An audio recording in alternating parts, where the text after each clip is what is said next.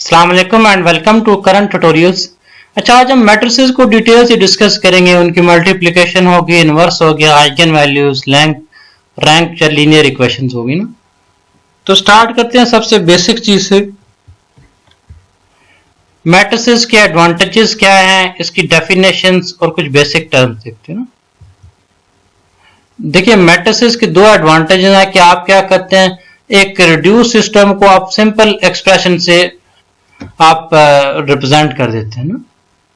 और दूसरा इसका मेन एडवांटेजेस जो है कि ये किसी भी मैथमेटिकल ट्रीटमेंट के लिए सूटेबल है। कंप्यूटर की मदद से आप क्या कर सकते हैं, एक मैट्रिक्स का इनवर्स ले सकते हैं, उनको मल्टीप्लाई कर सकते हैं, उनके साथ सारी चीजें कर सकते हैं ना। अच्छा, मैट्रिसेस जो है एक सेट ऑफ नंबर्स होता है जो एक स्केयर या रेक्टेंगुलर की फॉर्म में क्लोज ब्रैकेट्स में लिखा होता है। जैसे ये सारे मैट्रिसेस है ना, इसमें कितने हैं जी, रोज कितनी है, एक रो है ना, कॉलम्स कितने हैं, दो कॉलम्स है। इसमें दो कॉलम्स है और दो रोज है ना। इसी तरह मैट्रिसेस के केस में ये देखें, ये 3x3 का मैट्रिक्स है ना, 3 रोज और 3 कॉलम्स। ये 2x4 का मैट्रिक्स है कि 2 रोज है और 4 कॉलम्स है। इसी तरह ये कितने का, 1x2, यानी कि इसमें रो 1 है और कॉलम कितने हैं, 2 है। तो मैट्रिसेस को हम रोज इनटू कॉलम से हमेशा इसको डिस्क्राइब करते हैं। मैट्रिसेस की कुछ टाइप्स देखते हैं कि कौन कौन सी टाइप्स होती हैं। सबसे पहले नंबर पे कॉलम मैट्रिक्स, चाहे जिसको वेक्टर भी कहते हैं। एक ऐसा मैट्रिक्स जिसका एक ही कॉलम हो, ठीक है, सिर्फ एक कॉलम हो, उसको हम कॉलम मैट्रिक्स कहते हैं या उसको वेक्टर भी कहते हैं, ठीक है। इसी तरह अगर एक ही रो हो तो उसको हम रो मैट्रिक्स या रो वेक्टर भी कहते हैं। जैसे देखें, इस केस में एक ही रो है ना, पिछले केस में क्या था, एक ही कॉलम था। रो मैट्रिक्स, कॉलम मैट्रिक्स के बाद रेक्टेंगुलर मैट्रिक्स। रेक्टेंगुलर मैट्रिक्स वो होता है जिसमें नंबर ऑफ रोज और नंबर ऑफ कॉलम सेम ना हो, यानी कि जो भी मैट्रिक्स स्क्वायर मैट्रिक्स नहीं होगा ना, वो रेक्टेंगुलर मैट्रिक्स, ठीक है। और स्क्वायर मैट्रिक्स वो होता है जिसमें नंबर ऑफ रोज और नंबर ऑफ कॉलम्स सेम हो। देखिए, इसमें 2 रोज हैं 2 कॉलम्स हैं, इसमें 3 रोज हैं 3 कॉलम्स, ठीक है। इसी तरह डायगोनल मैट्रिक्स वो होता है जिसकी सिर्फ डायगोनल के ऊपर, ये देखिए इसको मैट्रिक्स का डायगोनल कहते हैं, जिसकी वैल्यू सिर्फ डायगोनल के ऊपर हो उसको हम डायगोनल मैट्रिक्स कहते हैं, ठीक है। इसमें 2 कैटेगरी और होती है। एक अपर डायगोनल होता है जिसमें ऊपर वाली वैल्यूज हो, उस ऊपर वाली और भी वैल्यूज एग्जिस्ट करें, उसको हम अपर डायगोनल मैट्रिक्स कहते हैं। और जिसमें हम क्या कहते हैं, नीचे वाली वैल्यूज एग्जिस्ट करें, उसको हम लोअर डायगोनल मैट्रिक्स कहते हैं। आइडेंटिटी मैट्रिक्स, ऐसा मैट्रिक्स जिसके डायगोनल के ऊपर सिर्फ 1 1 1 आए, उसको हम आइडेंटिटी मैट्रिक्स कहते हैं, ठीक है। किसी भी मैट्रिक्स को आइडेंटिटी मैट्रिक्स से मल्टीप्लाई करने से उसके ऊपर कोई फर्क नहीं पड़ता, आंसर वही मैट्रिक्स आता है जिसके साथ आप मल्टीप्लाई कर रहे होते हैं। नल मैट्रिक्स वो होता है जिसमें सारे उसके एलिमेंट्स 0 हैं। इसी तरह ट्रायंगुलर मैट्रिक्स, जैसे ऊपर मैंने आपको बताया था, डायगोनल वाले मैट्रिक्स, डायगोनल के अगर नीचे वैल्यूज आ जाएंगी तो एक लोअर ट्रायंगुलर हो जाएगा, अगर ऊपर वाली वैल्यूज आ जाएंगी तो अपर ट्रायंगुलर हो जाएगा, ठीक है। जैसे ये देखें, ये अपर ट्रायंगुलर है, ट्रायंगल के ऊपर वैल्यूज आई हैं, ठीक है। इसी तरह ये लोअर वाली साइड पे वैल्यूज आए तो उसको हम लोअर ट्रायंगुलर मैट्रिक्स कहते हैं, ठीक है। ट्रायंगल के नीचे वाली साइड पे है। एक स्केलर मैट्रिक्स, ऐसा मैट्रिक्स जिसके ऊपर डायगोनल के ऊपर जो है ना एक कांस्टेंट टर्म्स हो, एक सिंगल नंबर हो, जैसे 1 1 1 है ना, इसी तरह 2 2 2 हो, 3 3 3 हो या 6 6 6 हो, ऐसे मैट्रिक्स को हम स्केलर मैट्रिक्स कहते हैं। इसका मतलब ये होता है कि आप उस स्केलर क्वांटिटी से मल्टीप्लाई करना चाहते हैं। आगे चलते हैं, इक्वालिटी देखते हैं। एडिशन और सब्ट्रैक्शन क्या होती है मैट्रिक्स के अंदर। दो मैट्रिक्स इक्वल तब होते हैं जब उनके सारे के सारे एलिमेंट्स आपस में सेम हो। देखिए, ये 1 0 0 है, 2 1 0 है, 5 2 3 है। कोई ऐसा मैट्रिक्स जिसके सारे एलिमेंट्स यही होंगे, वो इसके इक्वल मैट्रिक्स, जैसे ये बी है इस केस में ना। उसके सारे उसकी डायमेंशन सेम होने चाहिए, उसके कॉलम सेम होने चाहिए, इसके रोज सेम होने चाहिए, हर एक एलिमेंट सेम होना चाहिए। अब दो मैट्रिक्स को आपस में अगर हमने ऐड करना हो तो फिर उस तरह कैसे करते हैं ना, ये देखते हैं। C of ij is equal to A of ij into B of ij। अगर दो मैट्रिक्स को आपस में ऐड या सब्ट्रैक्ट करना है तो उनके नंबर ऑफ रोज भी सेम होने चाहिए और नंबर ऑफ कॉलम्स भी सेम होना चाहिए। अगर दोनों में से कोई एक भी चीज मुख्तलिफ हो गई ना तो उनको हम ऐड नहीं कर सकते, ठीक है।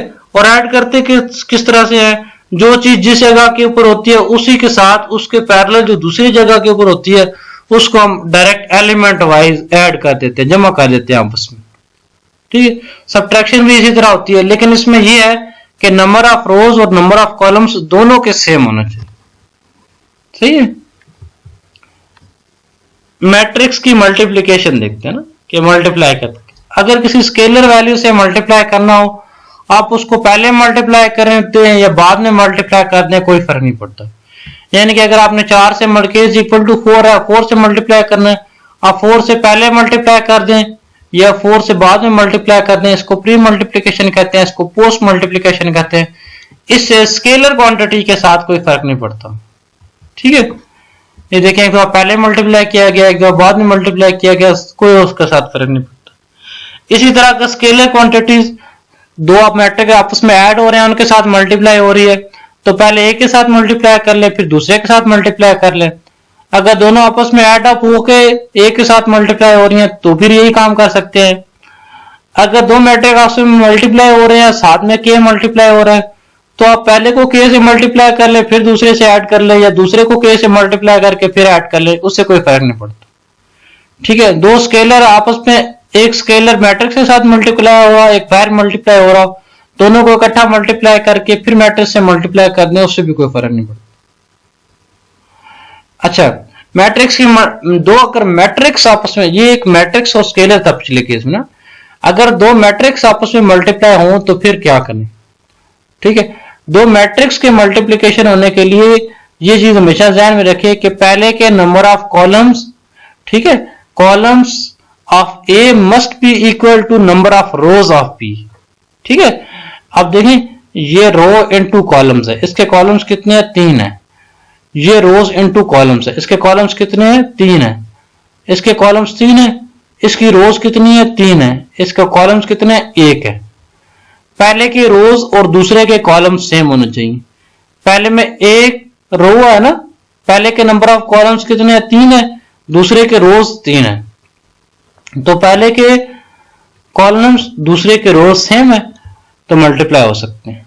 रिजल्टेंट क्या आ जाएगा, रिजल्टेंट आएगा ये दोनों खत्म हो जाएंगे, ठीक है, पहले के रोज आ जाएंगे और दूसरे के कॉलम्स आ जाएंगे, ठीक है। ये दोनों काट दें, जो रिजल्ट होगा वो सी वाला रिजल्ट आ जाएगा, यानी कि आउटपुट इसकी इस तरह से आ जाएगी कि पहले के जो रोज हैं और दूसरे के जो कॉलम्स हैं वो आ जाएंगे हमारी आउटपुट में।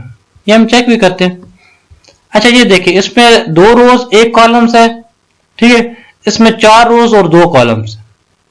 अब पहले के कॉलम्स 1 है, दूसरे के रोज 4 है, नहीं पॉसिबल। कॉलम्स 2 है, रोज 6 है, पॉसिबल नहीं है ना। कॉलम्स 3 है, रोज कितने हैं 3 है, पॉसिबल है। ये दोनों मल्टीप्लाई हो सकते हैं, इनका रिजल्टेंट क्या आ जाएगा, ये वाले नंबर ऑफ रोज और ये वाले नंबर ऑफ कॉलम्स 2 into 2, ठीक है। मल्टीप्लिकेशन चेक करते हैं। अब अगर देखें ये 3 चीजें हैं मल्टीप्लाई हो रही। अब देखें इसमें नंबर ऑफ रोज कितनी है 2 है, नंबर ऑफ कॉलम्स कितने हैं 3 है, इसके कॉलम्स 3 है।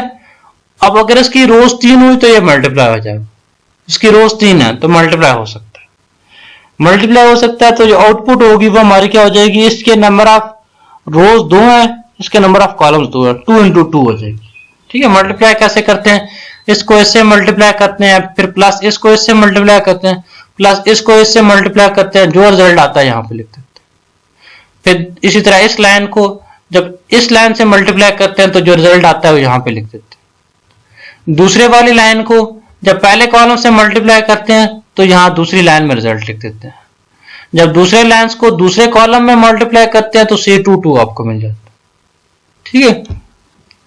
एग्जांपल देखें, अब देखें 1 इंटू 4 आ जाएगा, 2 इंटू 6 आ जाएगा, प्लस 3 इंटू 5 आ जाएगा यहां पे, ठीक है। इसी तरह 1 इंटू 4 के बाद 1 इंटू 8, 2 इंटू 2 प्लस 3 इंटू 3 यहां पे आ गया। इस तरह दूसरी रो में चले गए, जब यहां पे दूसरी रो में चले जाएंगे तो इधर भी दूसरी रो में आ जाए, 4 into 4 plus 2 into 6 plus 7 into 5। इसी तरह जब इसको इससे मल्टीप्लाई करेंगे तो वो रिजल्ट यहां पे लिखते हैं, सारों को ऐड अप करके हमने ये रिजल्ट इसका निकाला, ठीक है। तो इस तरह मैट्रिक्स को मल्टीप्लाई करते हैं। आइडेंटिटी मैट्रिक्स से किसी भी मैट्रिक्स को मल्टीप्लाई करने से कोई फर्क नहीं पड़ता। मैट्रिक्स की कुछ प्रॉपर्टीज देखते हैं, कौन कौन सी प्रॉपर्टीज होती हैं। नंबर 1 पे है जी, अगर किसी मैट्रिक्स को प्री मल्टीप्लाई कर दें या पोस्ट मल्टीप्लाई कर दें एक आइडेंटिटी से, उससे कोई फर्क नहीं पड़ता, ठीक है। अगर b इंटू सी मल्टीप्लाई हो रहे हो और a मल्टीप्लाई हो रहा है उनके साथ, तो पहले आप क्या कर सकते हैं, a इंटू बी कर सकते हैं, फिर उसके साथ c मल्टीप्लाई कर सकते हैं, या फिर a इंटू बी करके फिर c मल्टीप्लाई कर सकते हैं। लेकिन एक चीज यहां ध्यान में रखें कि तरतीब सारों की एक जैसी है ना, पहले a के साथ b मल्टीप्लाई या c हो रहा है, आगे पीछे नहीं करना ना। आप पहले बी सी को मल्टीप्लाई कर ले, या पहले ए बी को मल्टीप्लाई कर ले, या तीनों को एक साथ मल्टीप्लाई कर दे, ठीक है। इसको एसोसिएटिव लॉ कहते हैं। मैट्रिक्स में तरतीब आगे पीछे नहीं करते। अब इसी तरह b प्लस सी है, a से मल्टीप्लाई हो रहा है तो a इंटू बी पहले मल्टीप्लाई कर दें, फिर प्लस करके a इंटू सी कर लें। लाइकवाइज यहां पे भी कर सकते हैं, ठीक है। ये एसोसिएटिव लॉ होता है ऊपर वाला, नीचे वाला डिस्ट्रीब्यूटिव लॉ होता है, ठीक है। a प्लस बी जो है, a इंटू बी जो है b इंटू a के इक्वल नहीं होता, ठीक है। यानी कि दोनों के तरतीब का ख्याल रखना पड़ता है। अब अगर a is equal to B, a into B is equal to 0 है, तो ये लाजमी नहीं है इसके लिए कि इसके में a या b में से कोई एक चीज 0, ये ऐसे भी 0 आ सकता है, ठीक है। अगर a इंटू बी 0 है तो इसका मतलब ये नहीं है कि a या b में से कोई एक चीज 0 है। Not either a nor b necessarily 0, कि जरूरी नहीं है कि दोनों में से कोई चीज 0 हो तो इसका आंसर 0 है। a into B is equal to a into C का मतलब ये नहीं है कि b और c लाजमी तौर पे एक जैसे हैं, ठीक है। जैसे ये देखें, ये दो मैट्रिक्स को आपस में मल्टीप्लाई किया, आंसर 0 0 आ गया। जब आंसर 0 0 आ गया तो इसका मतलब ये तो नहीं है कि या ये 0 है या ये 0 है, नहीं, ऐसी बात नहीं होती। ऐसी चीज हो सकती है लेकिन हर वक्त ये जरूरी नहीं है, ठीक है। ट्रांसपोज ऑफ ए मैट्रिक्स क्या होता है, एक सिमेट्रिक मैट्रिक्स क्या होता है, ये देखते हैं। देखिए, ट्रांसपोज होता है कि किसी के नंबर ऑफ रोज को नंबर ऑफ कॉलम से रिप्लेस कर, ठीक है। अब ये जो पहली रो है ना, ठीक है, पहली रो का पहला कॉलम बना दें, 2 4 7 है, इसको क्या करते हैं, यूं सीधा लाइन में लिखते हैं। पहली रो को पहला कॉलम बना दें 2 4 7। दूसरी रो है 3 5 1, इसको क्या करते हैं, दूसरा कॉलम बना दें 3 5 7। ये a है, ये क्या है, a का ट्रांसपोज। आप देखें इसकी डायमेंशन क्या थी, 2 इंटू 3, ये क्या हो जाएगी 3 इंटू 2, क्योंकि हमने क्या कर दिया, रोज और कॉलम्स को इंटरचेंज कर दिया, ठीक है। पहले रो को पहला कॉलम बना दिया, दूसरे रो को दूसरा कॉलम बना दिया। जब इस तरह करेंगे तो रोज कॉलम्स बन जाते हैं और कॉलम्स क्या बनते हैं, रोज बन जाते हैं। ट्रांसपोज की कुछ प्रॉपर्टीज हैं, अगर दोनों को ऐड करके ट्रांसपोज लें तो कोई फर्क नहीं पड़ता, या चाहे दोनों को अलग-अलग लेके ऐड कर लें। a इंटू बी सारे का ट्रांसपोज हो तो वो b इंटू ए ट्रांसपोज करते हैं, ठीक है, उल्टा करते हैं इसके साथ। जैसे डिमॉर्गन्स लॉ में नहीं होता था, a b dash is equal to b dash a dash, उल्टा करके ना। k इंटू टी ट्रांसपोज किसी कांस्टेंट का ट्रांसपोज वही होता है, तो k इंटू ए ट्रांसपोज हो जाएगा। अगर a का डबल ट्रांसपोज लेंगे तो वो a इटसेल्फ आ जाएगा, ठीक है। सिमेट्रिक मैट्रिक्स वो मैट्रिक्स होता है कि जिस मैट्रिक्स का ट्रांसपोज उसी के इक्वल हो, ठीक है। अगर a मैट्रिक्स का ट्रांसपोज a के इक्वल होगा तो वो क्या होगा, सिमेट्रिक मैट्रिक्स होगा। सिमेट्रिक मैट्रिक्स कैसे होता है, ये जो अपर डायगोनल जैसे इसमें बी भी लिखा हुआ है, यहाँ भी बी लिखा हुआ है ना, ये वाली जब दोनों वैल्यू सेम होगी ना, अपर ट्रायंगुलर और लोअर ट्रायंगुलर, तो मैट्रिक्स हमेशा ट्रांसपोज होगी। जैसे ये बी लिखा हुआ है, यहाँ भी लिखा हुआ है। इस तरह 3x3 में डायगोनल को छोड़ के ऊपर और नीचे वाली वैल्यू अगर सेम होती हैं तो वो हमेशा सिमेट्रिक मैट्रिक्स होता है।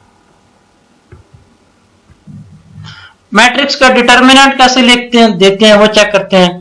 अच्छा, डिटर्मिनेंट को रिप्रेजेंट करते हैं इस तरह की बार की लाइन से ना। अगर ये बार लिखा हो तो इसका मतलब है इस मैट्रिक्स का आपने डिटर्मिनेंट लेना है। अब डिटर्मिनेंट ऑफ ए लिखते हैं या ए के साथ आगे दो लाइनें लगा दें, एक मतलब है, एक सिंगल एलिमेंट का डिटर्मिनेंट वही होता है। ठीक है, n क्रॉस n हो तो उसके डिटर्मिनेंट के लिए हम सबसे पहले क्या करते हैं, उसके माइनर्स फाइंड करते हैं और कोफैक्टर्स फाइंड करते हैं। तो माइनर्स और कोफैक्टर्स क्या होते हैं और कैसे फाइंड करते हैं ये भी देख लेते हैं।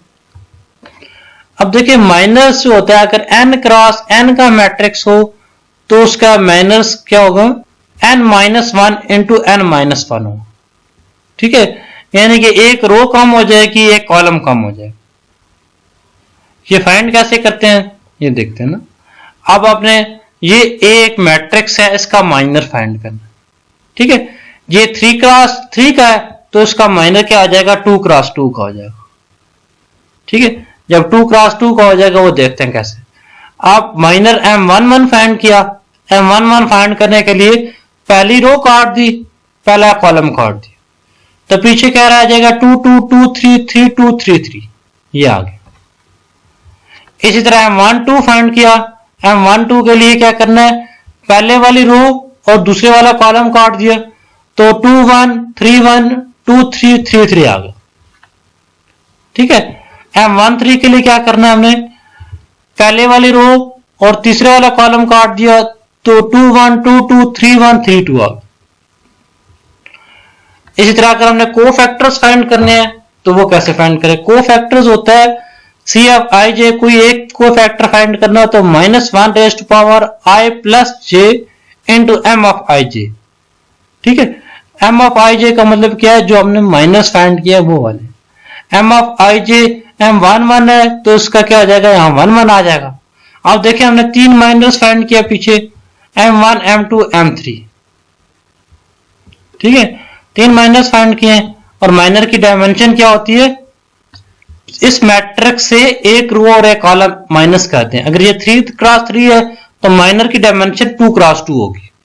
ठीक है, माइनर की डायमेंशन हमेशा मेन मैट्रिक्स की डायमेंशन से एक एक कम हो जाती है।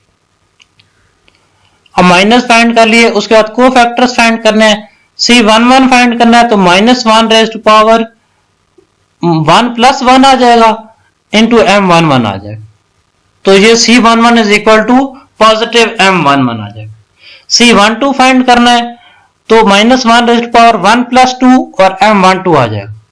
ये -m2 आ गया क्योंकि -1 रेज़ टू पावर 3 -1 होता है। C13 फाइंड करना है तो -1 रेज़ टू पावर 1 प्लस 3 4 आ गया इंटू m3 आ गया, तो ये पॉजिटिव आ गया।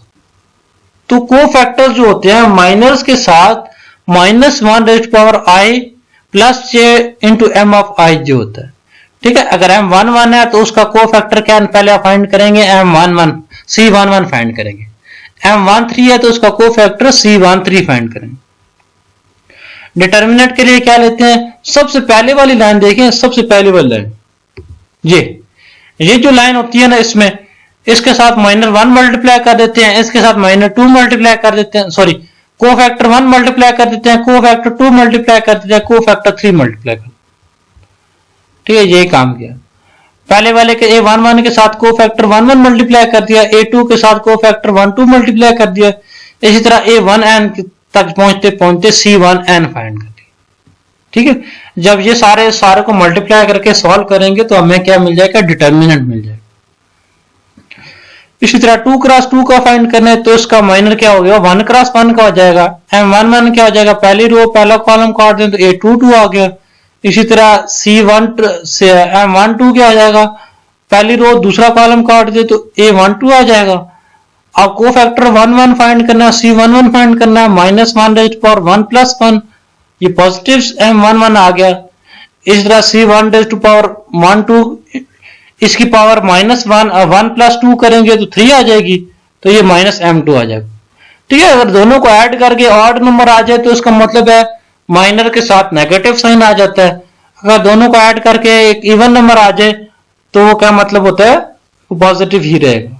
ठीक है, ऑड नंबर के साथ नेगेटिव आ जाता है, इवन नंबर के साथ ऑड नंबर के साथ नेगेटिव और इवन नंबर के साथ पॉजिटिव आ जाता है। इस तरह A11 के साथ C11 कर लिया प्लस A12 के साथ C12 मल्टीप्लाई, तो इस तरह हमने इसका डिटर्मिनेंट निकाल लिया। इसका डायरेक्ट भी इस तरह निकाल लें, 3 को 2 से मल्टीप्लाई किया, -1 को 1 से मल्टीप्लाई किया। लेकिन ये 2 × 2 के केस में आसान होता है, 3 × 3 के केस में सारा काम बड़ा मुश्किल हो जाता है। अच्छा ठीक है, अब यहां पे मैंने कोफैक्टर्स डायरेक्ट निकाल लिए, माइनस को मैंने बीच में रख दिए। ठीक है, क्योंकि 1 1 के साथ पॉजिटिव होता है, 1 2 के साथ नेगेटिव होता है, 1 3 के साथ पॉजिटिव होता है, तो यहां 1 2 के साथ ये नेगेटिव साइन निकाले। ये पहला कॉलम पहला रो हटा दिया, दूसरा ये पहली रो दूसरा कॉलम हटा दिया तो M12 बन गया। पहली रो तीसरा कॉलम हटा दिया तो A12 A21 22 31 32 ये क्या बन गया, -13 बन गया। ठीक है, 1 1 के लिए ये दोनों काटे, 1 2 के लिए ये पूरी लाइन और ये काट दी। ठीक है, ऊपर वाला तो काट ही देना सीधा सीधा। 1 1 के लिए ये दोनों काट दिए, 1 2 के लिए ये दोनों काट दिए और 1 3 के लिए ये दोनों काट दिए।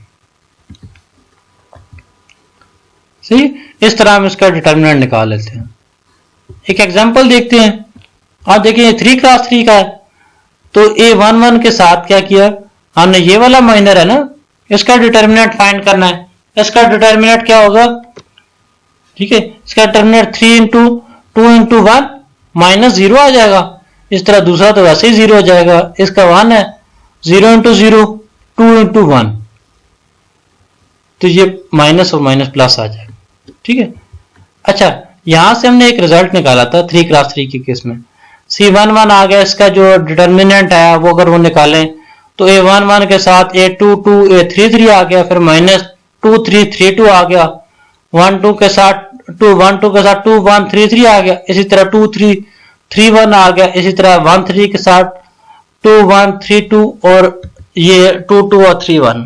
ये वाली वैल्यूज ये अगर आप याद रखें तो और बात है, लेकिन वैसे जनरली माइनस के केस में ही सॉल्व करना आपके लिए इजी रहेगा। ठीक है,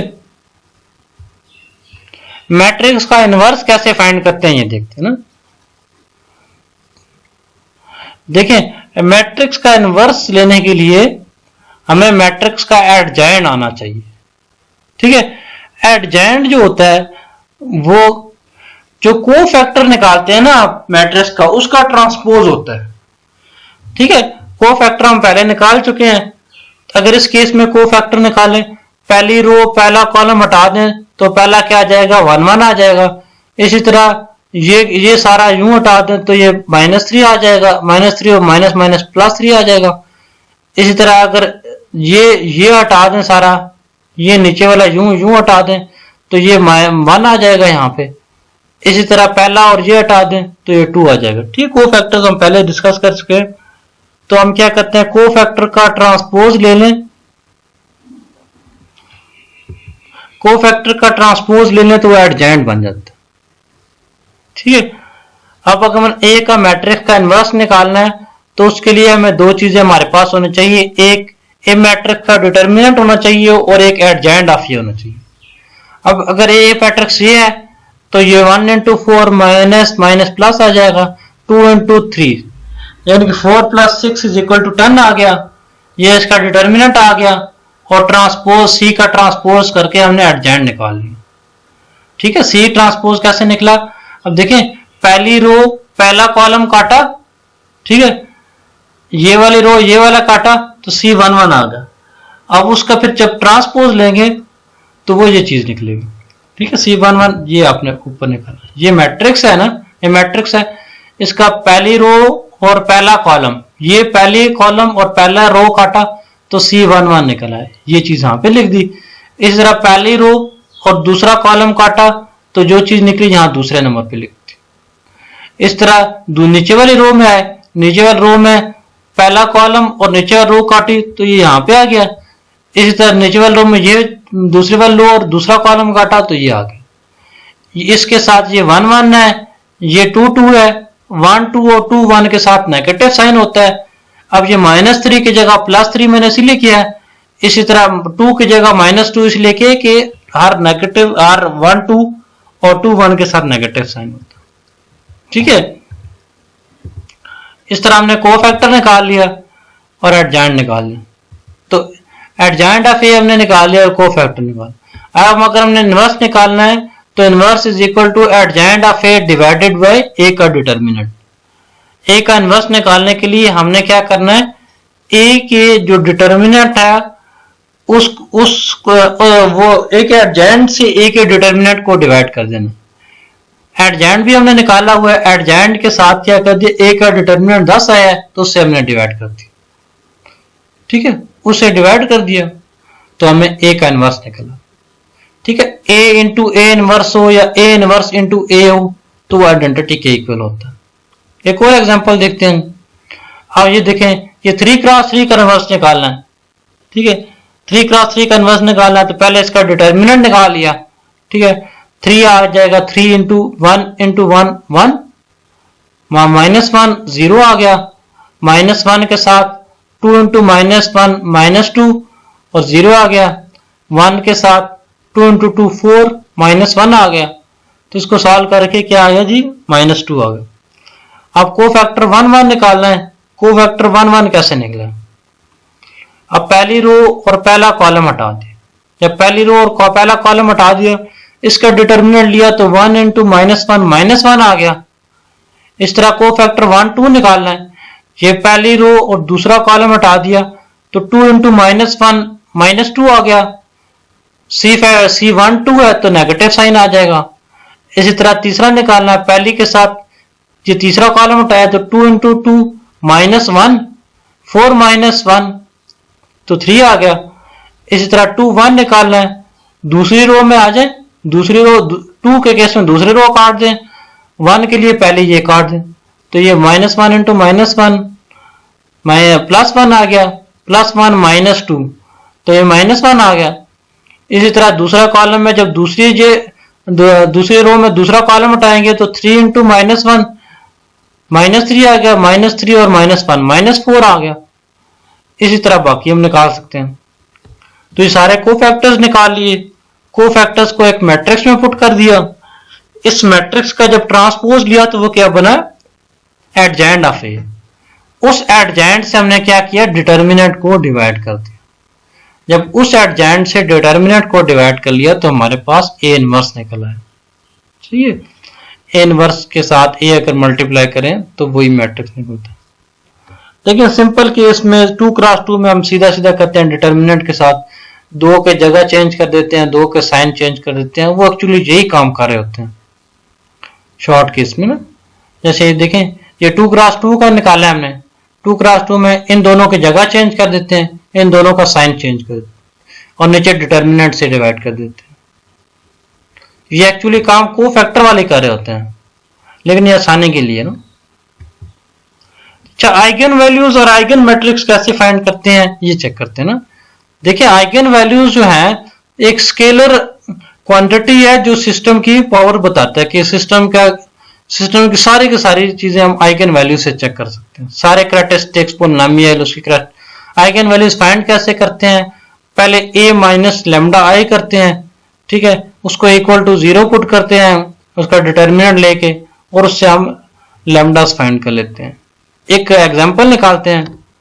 देखें, ये A मैट्रिक्स है, इसकी आइगन वैल्यूज निकालनी है तो A माइनस लेमडा आई, जैसे मैंने आपको बात A माइनस लेमडा आई करते हैं, A मैट्रिक्स के साथ माइनस कर दिया लेमडा इंटू आई। जब A माइनस लेमडा आई कर दिया तो हमारे पास ये मैट्रिक्स निकल आया। ठीक है, जब ये मैट्रिक्स निकल आया तो इसके लिए क्या किया, determinant of A minus lambda I is equal to 0 put किया। जब इसका डिटर्मिनेंट लेंगे तो -4 minus lambda into 5 minus lambda और -3 इंटू 6 -18। तो ये बना, ये लिया ना, plus 18, sorry minus minus plus आ जाएगा 18 है। इस सारे को सॉल्व करेंगे तो lambda square minus lambda minus 2 बना। ठीक है, इस चीज को हम इसकी कैरेक्टरिस्टिक्स इक्वेशन कहते हैं। जब इसको इक्वल टू 0 पुट करते हैं तो यहां से हमें आइगन वैल्यूज निकल आती है। अब इसकी दो आइगन वैल्यूज निकली है, -2 और -1। ठीक है, इस मैट्रिक्स की दो आइगन वैल्यूज निकली हैं, 2 और -1। ये आइगन वैल्यूज अगर एक मैट्रिक्स के लिए बड़ी जरूरी होती हैं। फॉर एग्जांपल अगर सिस्टम की स्टेबिलिटी चेक करनी हो तो हम कहते हैं कि सारी की सारी आइगन वैल्यूज हमारा सिस्टम की लेफ्ट ऑफ प्लेन में होनी चाहिए। अगर कोई एक भी राइट ऑफ प्लेन में चली गई तो सिस्टम अनस्टेबल हो जाएगा। इसी तरह मार्जिनली स्टेबल के लिए सारे की सारी लेफ्ट ऑफ में होनी चाहिए और कोई एक ओरिजिन के ऊपर होनी चाहिए। ठीक है, लेफ्ट ऑफ प्लेन का मतलब है नेगेटिव होनी चाहिए। अब इसमें एक नेगेटिव है एक पॉजिटिव है तो ये सिस्टम अनस्टेबल है। सारी की सारी जब आइगन वैल्यूज नेगेटिव होंगी तो सिस्टम स्टेबल हो। ठीक है, इसके अलावा और भी मैथमेटिक्स में बहुत सी चीजें इससे निकाल सकते हैं। अब दो आइगन वैल्यूज है, एक लैम्डा इज इक्वल टू 2 और एक lambda is equal to -1। Lambda is equal to 2 से हमने पहला आइगन वेक्टर निकाल लिया।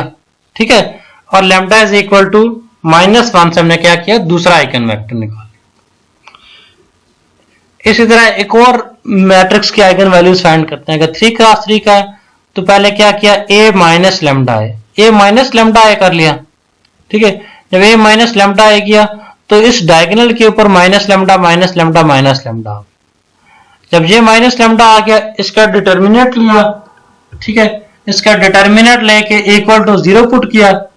ठीक है, ये डिटर्मिनेंट आ गया, इसको इक्वल टू 0 पुट किया तो ये बना जी, यहां से लैम्डा की दो, ये लैम्डा इज इक्वल टू 10 और लैम्डा इज इक्वल टू 1 और 1, ये दो दफा बना है। Lambda is equal to 1, 1, 10।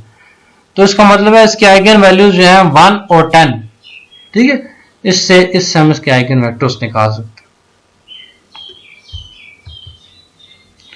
Matrix algebra से हम सिस्टम लीनियर इक्वेशंस को भी सॉल्व कर सकते हैं। ठीक है, अगर हमारे पास लीनियर इक्वेशन गिवन हो तो उनको मैट्रिसेस में लगा के उसका इनवर्स लेके उसका सॉल्यूशन भी फाइंड कर सकते हैं। जैसे देखें ये हमारे पास 3 लीनियर इक्वेशंस हैं। ठीक है, 3x1 minus x2 plus x3 is equal to 2, 2x1 plus x2 is equal to 1, x1 2x2 minus x3 is equal to 3। ठीक है, x1 के साथ यहाँ 3 मल्टीप्लाई हो रहा है, यहाँ 2 मल्टीप्लाई हो रहा है, यहाँ 1 मल्टीप्लाई, 3, 2 और 1 लिख दिया।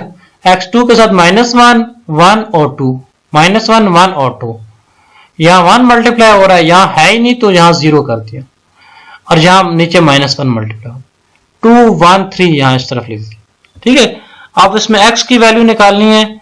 अब ये a है, ये x है, ये b है। ठीक है, ax इंटू b है। अब हमें x निकालना है तो a उधर जाके क्या हो जाएगा, डिवाइड हो जाएगा। तो मैट्रिक्स में हम डिवाइड नहीं लिखते होते, इनवर्स लिखते हैं। तो x is equal to a inverse b करके हम इसका सोल्यूशन निकालेंगे। a इनवर्स b कैसे करेंगे, इस मैट्रिक्स का ठीक है एडजॉइंट लेंगे और उसको डिटर्मिनेंट से डिवाइड कर देंगे, जो हम पहले कर चुके हैं। इसका एडजॉइंट लेके जब इसको डिटर्मिनेंट से डिवाइड किया तो ये हमारा रिजल्ट निकला। ठीक है, अब a इनवर्स को जब b से मल्टीप्लाई किया तो ये हमारे जो 3 रिजल्ट हैं ये x की वैल्यूज हैं। ये x1 है पहले वाला, फिर x2 है, फिर x3 है। ठीक है, इस तरह हम लीनियर इक्वेशंस को सॉल्व कर सकते हैं मैट्रिसेस की मदद से। अच्छा, रैंक देखते हैं, रैंक क्या चीज होती है और रैंक का फायदा क्या होता है। ठीक है, हम देखिए रैंक का मतलब होता है नंबर ऑफ इंडिपेंडेंट रोज और कॉलम्स, कि एक सिस्टम के अंदर टोटल नंबर ऑफ रोज और नंबर ऑफ कॉलम्स कितने इंडिपेंडेंट है, लीनियरली इंडिपेंडेंट। ठीक है, if a is equal to 0 then its rank is also equal to 0। अच्छा, ये एक मैट्रिक्स है, इसकी डायमेंशन, पहली बात है डायमेंशन क्या चीज होती है। देखिए डायमेंशन होती है नंबर ऑफ रोज या नंबर ऑफ कॉलम्स में से जो भी चीज ज्यादा होती है वो डायमेंशन होती है। जैसे ये देखें, ये एक मैट्रिक्स है ना, इसमें 3 रोज हैं और 4 कॉलम्स हैं, तो इसकी डायमेंशन कितनी होगी, 4। अगर इसकी डायमेंशन और इसका रैंक सेम हो तो ये फुल रैंक मैट्रिक्स होता है। अगर डायमेंशन और रैंक सेम ना हो तो ये फुल रैंक मैट्रिक्स नहीं होता। ठीक है, अगर ये एक मैट्रिक्स है इसको हम चेक करें कि इसका रैंक क्या है, तो हमें चेक करना पड़ेगा इसमें इंडिपेंडेंट रोज कितनी है, मतलब इसमें एक रो से कहीं कोई दूसरी रो बन तो नहीं जाती। ठीक है, तो पहले क्या करते हैं, हम इसको रिड्यूस कर लेते हैं। ठीक है, रिड्यूस करने के बाद हमारा इस तरह से कोई रिजल्ट आ गया। अब देखिए पहली रो को, पहली दो रो से तीसरी रो बनाई जा सकती है? नहीं बनाई जा सकती है ना। ये 3 रोज हैं। अब इसमें नंबर ऑफ इंडिपेंडेंट रोज कितनी है? 3 है ना। अगर नंबर ऑफ इंडिपेंडेंट रोज 3 है तो इसका रैंक क्या हो गया? 3 है। अब कॉलम्स कितने हैं? 4 हैं। जो रैंक होता है वो मिनिमम होता है, नंबर ऑफ इंडिपेंडेंट रोज या कॉलम्स में से जो मिनिमम चीज होती है वो रैंक होता है। अब इसमें रोज, नंबर ऑफ इंडिपेंडेंट रोज 3 है, कॉलम्स कितने? देखिए पहले को 2 से मल्टीप्लाई करें, ठीक है, दूसरे को और पहले को 2 से मल्टीप्लाई करें और साथ में ये वाली चीज ऐड कर दें तो ये तीसरे वाला बन सकता है ना इसमें दूसरे। तो इसका रैंक 3 है। जब रैंक 3 है, डायमेंशन 4 है, तो ये फुल रैंक नहीं है। इस तरह एक और मैट्रिक्स देखें, ये है ना, इसको जब मैंने रिड्यूस किया तो इसमें 2 रोज रह गई। तो अगर दोनों रोज इंडिपेंडेंट है तो इसका रैंक क्या हो गया? 2 आ गया। ठीक है, नंबर ऑफ रोज, इंडिपेंडेंट रोज 2 है, डायमेंशन कितनी है इसकी? डायमेंशन की 4 है। अब नंबर ऑफ रो, रैंक क्या हुआ? 2 है, रैंक 2 है और डायमेंशन 4 है, तो ये फुल रैंक मैट्रिक्स नहीं है। फुल रैंक मैट्रिक्स के लिए नंबर ऑफ रोज, जो रैंक है वो डायमेंशन के इक्वल होना चाहिए। ठीक है, आप करंट ट्यूटोरियल्स को सब्सक्राइब कर दीजिएगा। Thank you.